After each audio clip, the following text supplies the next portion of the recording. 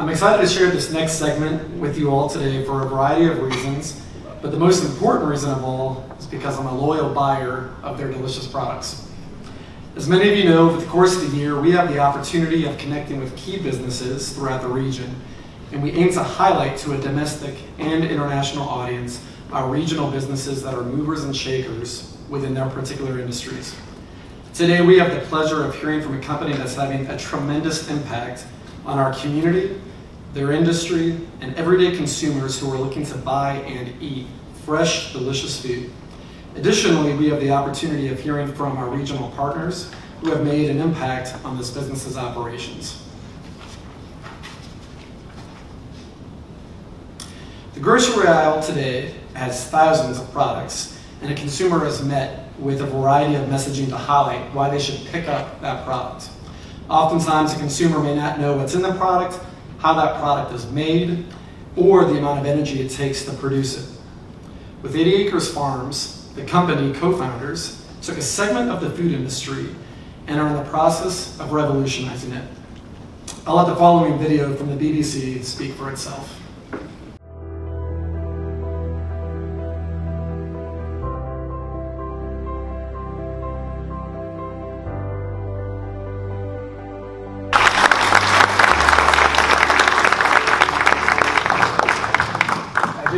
Possible to crave a tomato, but I'm craving tomatoes now. So, while I am hooked on the company and its purpose and the products, who better to share with us the origin story than the co-founders Mike Zelkind and Tisha Livingston?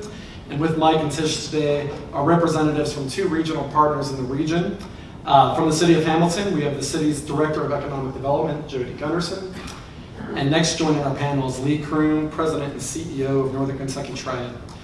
So Mike and Tish, I'd love to start with you.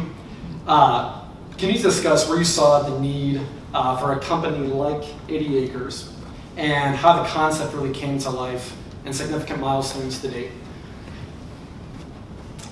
Absolutely. Well, first of all, thank you for having us. We're honored to be here, and this region has been phenomenal in helping us establish this.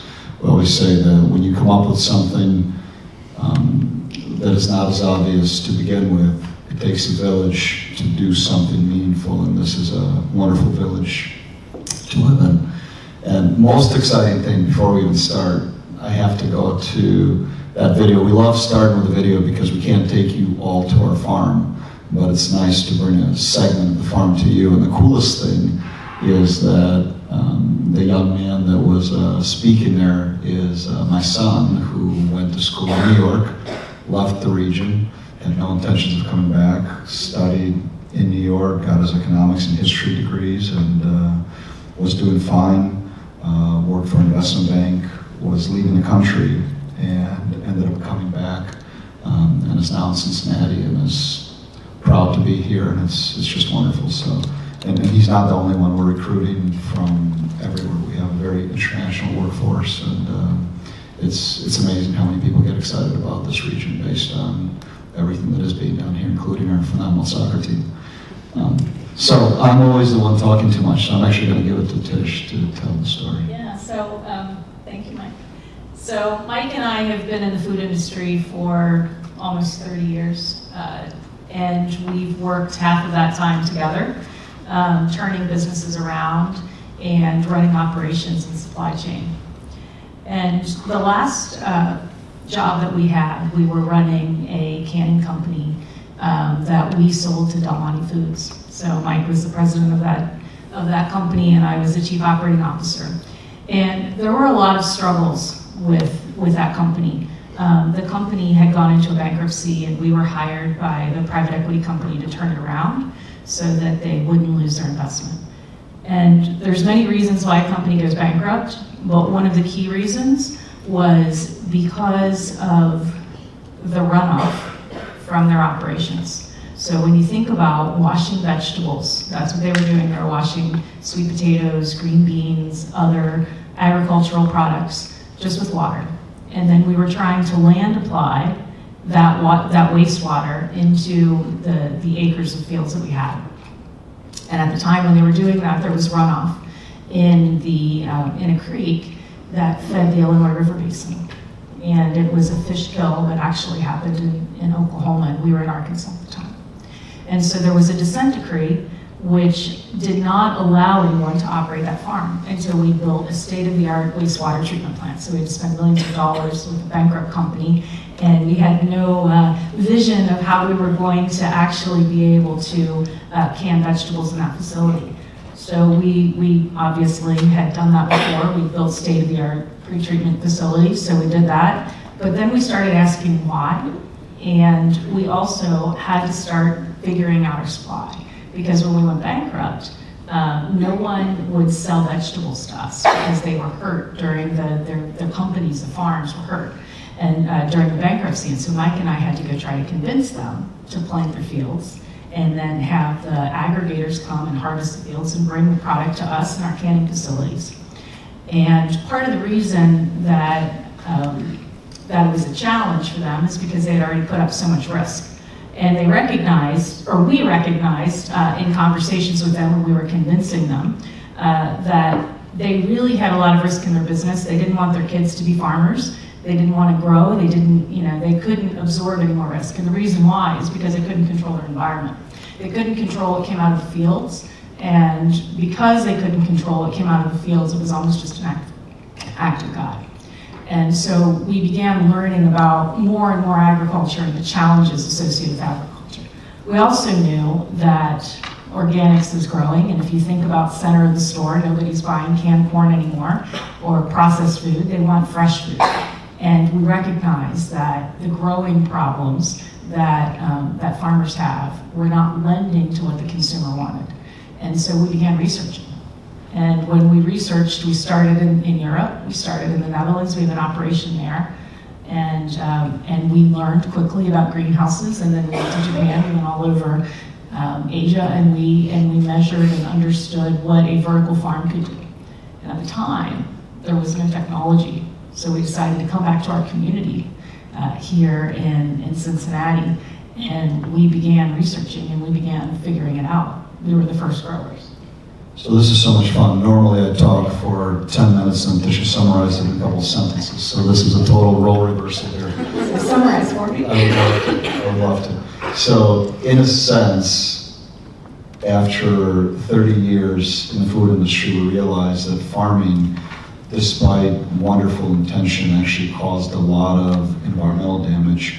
Farmers are aging out, and the pesticides that are being dumped on their soils are really starting to impact a lot of our health issues. Everybody's allergic to everything now. There's so many issues that are holistic. There's no one silver bullet, but what we eat, what we put in our bodies is key.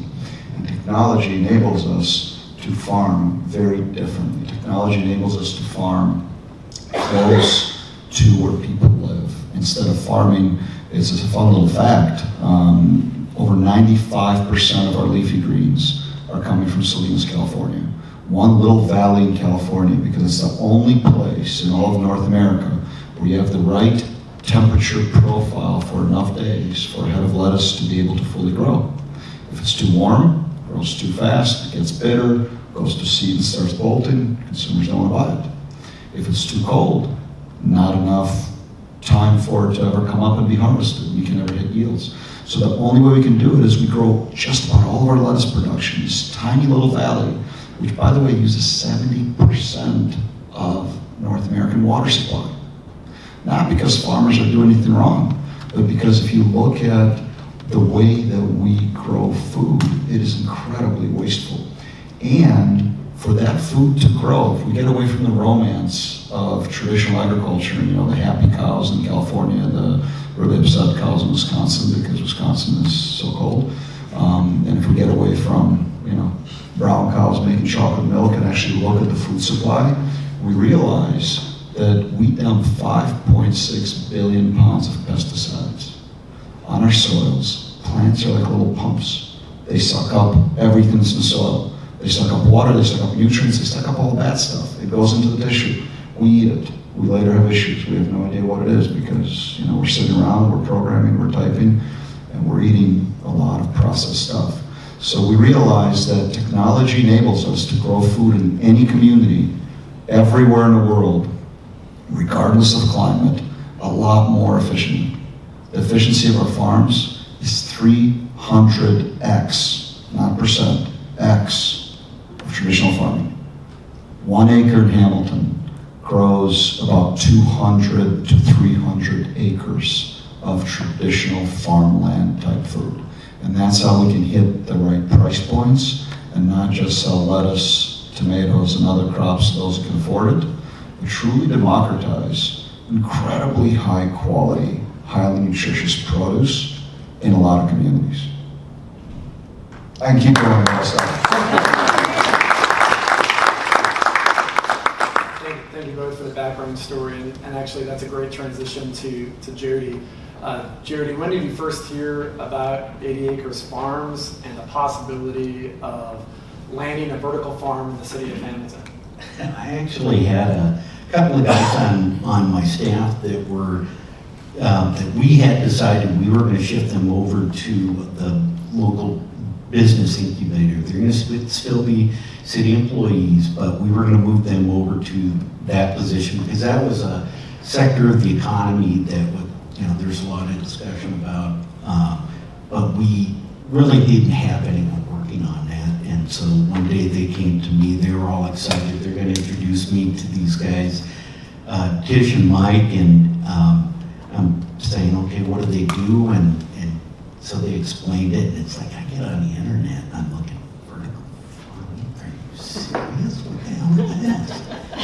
And then it actually came up, vertical farming, and it's like, you can't do this, I've never heard that before. But then after talking to these people, we went out and worked with Mike and Tish, and I was just, I was bowled over. It was something very new. It was, economic developers usually like their stuff certain, a business expansion or a business relocation. These guys are innovators. These guys don't have a lot of friends when it comes to people financing them because there's risk. People are always looking to mitigate the risk. But after sitting and talking with them for a while, I remember I drugged the city manager and mayor out to their facility, and I said, just let them go through this with you and let them show you what it is that they do. And I knew I left there and it was like, okay, let's give them what they want. And it was like the greatest salespeople, and again, it's cutting edge technology. And when you're saying that it's hydroponic, it's vertical, and it's fully automatic, you're harvesting in such a short period of time, and to be able to see that for someone that is in my field that usually is looking for something very certain, and it took a leap of faith with you guys to even come out to Hamilton and take a look. But I think we look at it as an opportunity to exploit our assets, which is really infrastructure. We have our own gas utility, natural gas, electric utility, water, wastewater, we even have fiber. So these guys are a great opportunity for us to tap into all that as well. Thanks, Jody. Lee, similar question. I think, from your perspective, leading Triad over the last several years, and even your prior role with Jobs Ohio, you've been able to witness this tremendous growth of 80 Acres. When you first learned that they would potentially redevelop a site in Boone County, what was your reaction to that, and how did you jump in and support that initiative? Yeah, obviously. So obviously we were thrilled about knowing a local company was going to grow, and our question is, how do we, always working with REDI, how do we help local companies grow here regardless of what zip code they end up inside the community? Because growth here is growth here. So we were thrilled to get involved. Obviously it starts with the site search, trying to find the right physical location. Jody talked about a lot of the things that they need from a building perspective, but also utilities and the type of utilities that you're looking for. So really just honing in on that search and finding the right place. And again, the key for us was let's make sure that we can keep this growing local company in the community. Thank you. To that end, we talked about the 70,000 farm in the city of Hamilton, and I think that the grand opening was January of 2021, and not even a year later, there's an announcement of a 200,000 square foot facility opening up in Boone County. Mike and Tish, can you talk about what are the strengths of the 70,000 acre farm in the city of Hamilton? What made that unique? And now you have 130,000 square feet more on top. It was 200,000 total, but 130,000 square foot more in Boone County. Can you talk about what's going to make that one different than the city of Hamilton facility? Yeah, I'll start and jump in, please. So actually, the Boone County is going to be 200,000 on top of the 70, so it's going to be 3 to 4 times as large from a production perspective. It's really exciting. I mean, look, in our space, you have to keep innovating, right? You're learning fast. One of our corporate, values, it's almost the ethos of the companies: fail fast, cheap, with tremendous insights. So if we're not failing fast enough, I don't celebrate failures. I think that's going a little too far. But you also can't be afraid of it as long as you learn and you move on and you're that much better and stronger the moment after. I can accept it. I shouldn't be telling jokes from when my kid was in kindergarten, but that's a good one. I was accused once. I got to do it. I'm sorry. I was accused once by a kindergarten teacher who told me that my son wasn't a good loser. And I had a major issue with it. And I told her, the good old, you guys all know the quote, you show me a good loser and I show you a loser. You got to celebrate failures, but you can't accept losing, right? You got to keep pushing. Look, we're expanding a lot in our business. We have to keep innovating. We have to keep pushing the envelope. We have to understand crop science. We have to figure out from a machine learning perspective how to grow much faster and much better. We have certain unit economics we have to hit. We have to make a much broader variety of produce available. We have to grow lettuce and tomatoes and strawberries and blackberries that people have never really tasted. There's no blackberry market out there yet, right? Because blackberries taste horrible. 1 out of 3 is bad and they're rotten by the time they come home. There's so much we have to do that everything we're showing, that BBC video, even though it was shot, last year, I mean, it's like 3 to 4 years old. We don't mind showing it because that has nothing to do with what you will see in Florence. That has nothing to do with what you will see with the next announcement that is coming out, I think, around next week. The next farm, which is continuing to grow, and we're continuing to innovate.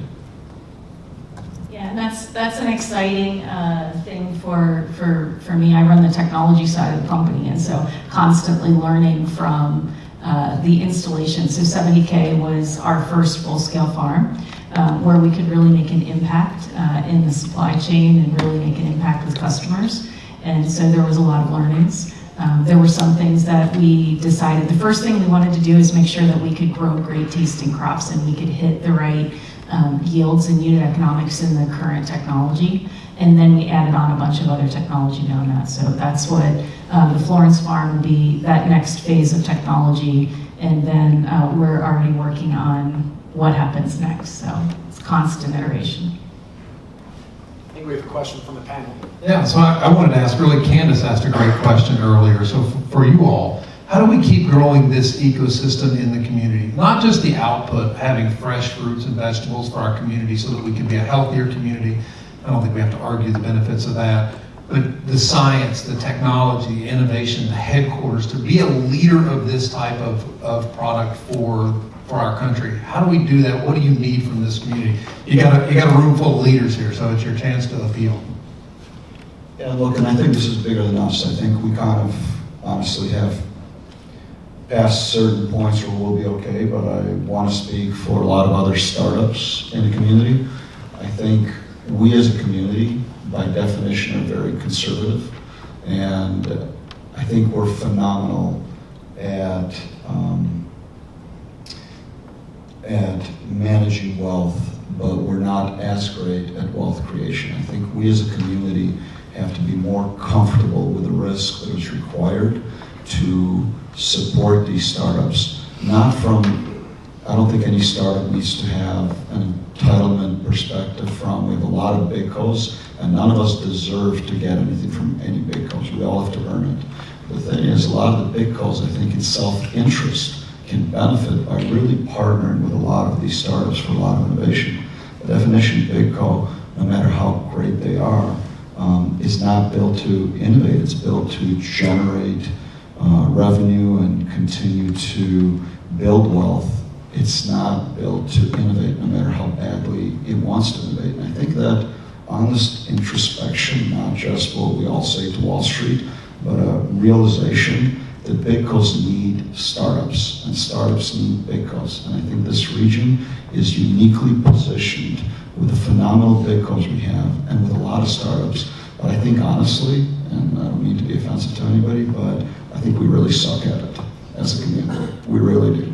We have a lot of good examples of point-in-place successes, but we can be so much better. We don't have a lot of things that, Silicon Valley has their benefits. A lot of different communities have certain things. We have the right ecosystem to have our startups flourish. We have innovation. We are small enough that you can try anything, you can fail and figure it out and fix it. We have a bunch of pilot projects right here. We have the makings of a phenomenal, innovative community that will help the big co's. But we all have to really figure out how to break through our own cultural barriers and work together. And we're at a point where we'll be okay, but I know this interview says hundreds and hundreds of startups that are doing incredible work. And they're not right for everybody, but if each one can find something, I think there's a lot from developing a true ecosystem to help the region find its unique value and flourish. Well, I do appreciate it. I hate to wrap things up because I know that we could talk for a long time about opportunities. First and foremost, just congratulations on where you're at today. We're really excited to see what's to come in the near future. I'll wrap things up by saying we appreciate the insights that 80 Acres shared with the team here. By all means, go out, buy their tomatoes, their mixed salad greens. I need to eat more of them, quite frankly. Just that out of here. Bad jokes. We're 2 for 2 on jokes today. But now I'd just love to turn it over to my colleague, Danielle Losos, who will discuss with a panel what a foreign trade zone is and how it works. So thank you to the panel again.